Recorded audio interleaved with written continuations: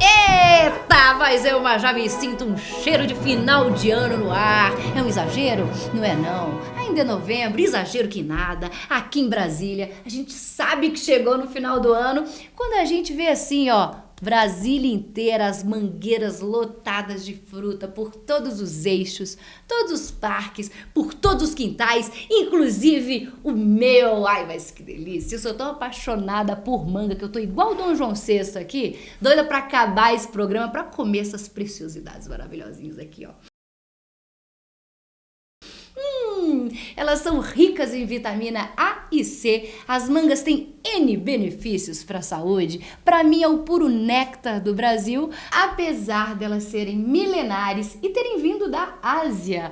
Elas são tão poderosas que lideram as exportações da fruticultura brasileira. Fruticultura que, diga-se de passagem, superou o tarifaço do Trump. É isso mesmo, o setor vem batendo recorde atrás de recorde em 2025 e manteve o ritmo mesmo depois das sanções dos Estados Unidos. Parabéns para a fruticultura brasileira. Eu amo essa manguinha maravilhosa. Parabéns para minha manguinha. Já fizeram chutney? Eu gosto de mousse. Suco é o melhor de todos. Não tem jeito. É imbatível. Já botou alecrim? Tenta. Tô falando manjericão. É o melhor.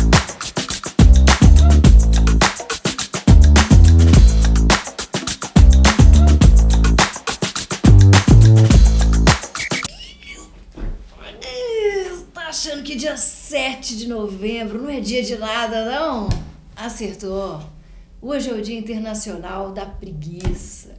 Mas calma aí. Não se empolga não, hein? Porque não é pra gente, é pros outros. Eu queria sinceramente comemorar, mas entre uma filha de 4 anos e uma mudança de temperatura, a única coisa que eu consigo fazer deitada é medir febre. Eita, já tá bom demais. A verdade é que o Dia da Preguiça ele é lindo na teoria. Na prática, a gente vai celebrar aqui com um cochilo de 8 minutinhos no sofá antes de ouvir o próximo Mai. Ou então o e-mail do chefe chegando. Ai, que delícia! Acho que aqui fica a lição. Descansar não é luxo, é sobrevivência. E quem conseguir me conta como é que faz, porque eu tô tentando e não tô conseguindo. Vamos de fofoca inteligente, meu povo! Fofoca inteligente. Minhas unhas longas, coloridonas aqui, especialmente pintadas nesse azul anabe que eu fiz em homenagem ao nosso Novembro Azul, estão no centro de uma polêmica das boas. A Anvisa anunciou que 2 substâncias usadas em esmaltação em gel, as famosas unhas de fibra, essa aqui mesmo, a TPO e a DMPT, foram proibidas no Brasil. O motivo? Risco de câncer e de problemas de fertilidade. Mas calma, ninguém precisa arrancar o esmalte por aí, não, sem se desesperar. O que foi proibido são essas 2 substâncias, não a técnica. Ou seja, a esmaltação em gel continua, só que com fórmulas mais seguras. Então, minha dica para você é, na próxima vez que você for ao salão, pergunta com aquele seu jeitinho ali, amiga, esse gel aqui é sem TPO e sem DMPT? É isso, né? Se for, tudo certo. Se não for, já sabe que tem que ficar o alerta. E é isso, tem que ficar de olho, porque informação também é autocuidado. Agora falando em força e disciplina, segura essa voadora de orgulho nacional. Henrique Marques virou o primeiro brasileiro campeão mundial de taekwondo. Não tá sabendo? Tá por fora? Então deixa que a tia Paulinha te explica. O paulista de 25 anos venceu o croata Marko Golubic na final do campeonato mundial e fez história no esporte brasileiro. Foi a primeira vez que o Brasil chegou ao topo do pódio nessa modalidade. Uma conquista que coroa anos de treino, dedicação e amor pelo que faz. Parabéns, Henrique, que a sua vitória inspire mais brasileiros a acreditarem que com esforço, persistência e muita garra, a gente pode chegar aonde quiser. Nem que seja na base do chute mesmo. Papo de valor. Papo de valor, papo de valor. E novembro, você já sabe, novembro chegou, todo faceiro, todo elegante, todo vestidinho de azul, assim como eu. Novembro Azul é o mês de conscientização sobre a saúde do homem, com foco na prevenção e no diagnóstico precoce do câncer de próstata. Esse é o tipo de câncer mais comum entre os brasileiros e quando descoberto no início, as chances de cura são altíssimas, mais de 90%. Por isso é fundamental manter os exames em dia, cuidar da alimentação, praticar atividade física e não deixar o tempo correr contra você. Então se cuida, meu amor, não sou eu que estou dizendo não, é o Instituto Nacional de Câncer e o Ministério da Saúde. E já que estamos falando de prevenção, hoje terminou a Semana Nacional de Prevenção do Câncer Bucal, uma campanha que reforça a importância da saúde bucal como parte do cuidado com o corpo todo. E como anda a saúde da sua boca, hein? Conta pra mim, notou alguma ferida que não cicatriza? Alguma mudança estranha que não vai embora? Tem ido ao dentista a cada 6 meses? Você sabia que essas consultas de rotina são fundamentais, porque o dentista pode identificar lesões que passam desapercebidas no nosso dia a dia e encaminhar para o tratamento adequado. E se você é associado da ANAB, tem 0 desculpas, tá bom? Porque você tem o plano Odonto ANAB, com uma ampla cobertura de serviços. Então, se você não é associado da ANAB, já sabe, né? Vem se associar. E cuida da saúde da sua boca, hein? Atenção!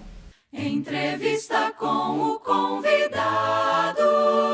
Por todos os corredores do associativismo do Banco do Brasil, é difícil alguém não saber quem ele é. No BB desde 1975, isso quer dizer 50 anos, gente. Ele já passou mais de uma vez por tudo quanto é canto e sigla que a gente conhece por aqui. ABB, BBCOP, CACI, FENAB, Cooperforte, APABB, FECOB, ANAB, ANABPREV. Foi gerente, diretor, vice-presidente, presidente. Hoje ele é conselheiro deliberativo da Previ e presidente do Instituto ANAB, mais 2 siglas para o currículo. Seja muito bem-vindo, Nilton Brunelli. Muito obrigado, Paulinho. Muito obrigado. É 50 anos dentro do banco e tem uma história anterior à minha entrada no banco, porque o meu pai foi do banco, a família inteira do Banco do Brasil. Se o banco um dia quebrar, a família está em maus lençóis. Eu quero saber se chega lá em Dom João VI. Não, nem tanto, 1808, né? A gente recebeu ele por aqui, achei que seria possível. Não, nem tanto. Vamos pensando aqui, então, em todos esses anos de história. O que é mais importante aqui é que você é um entusiasta do associativismo, né? São 50 anos trabalhando de frente com isso, em todas essas siglas. Então, o que é que te move, o que te encanta nesse pensamento coletivo? Então, eu diria o seguinte, juntar gente, juntar pessoas, sempre foi uma vontade minha. Até hoje eu faço isso, né? Eu tenho um grupo que joga futebol todas as segundas-feiras, tinha em Ribeirão Preto um grupo também que também se reunia semanalmente. E aqui em Brasília cheguei, até por ter trabalhado em algumas entidades daqui, bastante, fiz muitos amigos, então talvez seja isso. Eu não tenho dúvida do poder do associativismo e do coletivo, né? Acho que é por aí. E de todas essas siglas que você passou, eu já quero saber qual que é que bate mais forte o coração. A minha BBCOP lá de Ribeirão Preto. Então, até para explicar, BBCOP é a Cooperativa de Consumo dos Funcionários do Banco do Brasil de Ribeirão Preto. Como o seu público, além de nós, né, que eu já tenho 7 décadas, tem gente jovem, provavelmente não conhece o que é uma cooperativa de consumo. Então, é um supermercado. E a gente montou lá em Ribeirão Preto em 1988, e ela deu certo e está aberta até hoje. Já houve, na história do Banco do Brasil, 38 cooperativas de consumo dos funcionários do Banco do Brasil no país. E a nossa é uma das que continua aberta, uma das pouquíssimas. Qual que é o segredo de ela ser uma das únicas ou a única? Eu não diria a única, porque acho até um pouco, né, assim, arrogante. Mas, assim, parece que tem uma em Irecê, na Bahia também, que continua aberta, né? Uhum. E defendendo aqui as cooperativas, muitas delas fecharam, mas fecharam em condições normais, né? Quer dizer, pagaram os fornecedores, pagaram todos os funcionários, não tiveram problema nenhum. Então, acho que o caminho é esse. E é interessante pensar, né? Esse mundo tão individualista, entender esse caminho da cooperativa, do pensamento coletivo ainda tão firme, né? Tão vivo por aí, né? Então, hoje, são pouquíssimas, né? Existia em São Paulo, lá em Santo André, a Cooperródia, que era uma cooperativa muito grande, que até mudou de nome. Mas, assim, essas cooperativas tiveram um papel importante logo pós-guerra, né? Então surgiram muitas cooperativas de consumo e no início da década de 50 e tal. E como eu falei antes, as entidades de funcionário do banco, as cooperativas de consumo surgiram e chegaram a ter mais de 40, né? Chegou a ter mais de 40 cooperativas de consumo. Então, era assim, vou contar uma história rapidinho da cooperativa de São Paulo. Gente que trabalhou no Banco do Brasil em agência de São Paulo e que depois, né, saiu de São Paulo. Aí tem um caso de um colega nosso que estava trabalhando no interior do Amazonas. E ele, quando foi se casar, ligou lá na cooperativa em São Paulo e falou que a dona Itália, que era uma das atendentes da área do Magazine, ela falou: dona Itália, eu vou casar e eu preciso de enxoval de cama, mesa e banho, manda para mim. Então, a dona Itália que trabalhava lá, que comprou do gosto dela, escolheu e mandou. Então, assim, papel que a cooperativa cumpria, que você fala, nossa, hoje até, né, com a internet, com o Mercado Livre e tal, está sendo simples, mas houve uma época que era muito difícil. Mas entendendo como um grande benefício para quem está na ponta, é um alimento mais barato. Sim, esse era o objetivo, porque a cooperativa não tem lucro, né? E quando a gente fundou a nossa em Ribeirão Preto, em 1988, Ribeirão Preto já tinha Walmart e Carrefour, e tinha 7 lojas do Grupo Pão de Açúcar. Então, assim, era a única cidade do interior do país que já tinha Walmart e Carrefour, que já tinha uma briga muito grande, né? Então, assim, o nosso trabalho era muito grande no sentido de conseguir competir com eles, mas nós não visávamos lucro. E a gente inaugurou em novembro, dia 10 de novembro de 1988, e em janeiro a gente já atendia 72 cidades da região de Ribeirão Preto. Então tinha Bebedouro, Orlândia, Jaboticabal, Franca, São Carlos, Araraquara, enfim. E era uma delícia, que a gente mandava pelo malote do banco as listas de preço. Em cada agência nós tínhamos um representante que recolhia essas listas e distribuía para os colegas. Os colegas levavam para casa as suas esposas, os seus cônjuges. Já escolhiam, sabiam o preço do supermercado da cidade, o nosso preço normalmente era melhor. Faziam um pedido, devolviam pelo malote, nós separávamos e íamos entregar. Então era um trabalho muito bacana. Toda a linha de processo para fazer chegar o benefício até o funcionário. Isso. Perfeito. Isso, e o banco nos ajudava muito porque o colega, para ser cooperado, ele tinha que subscrever um capital. E o banco financiava essa subscrição em 25 parcelas sem juros. Então o colega, digamos que fosse hoje, R$1.000, o banco entregava para a cooperativa os R$1.000 e cobrava dele em 25 parcelas de R$40.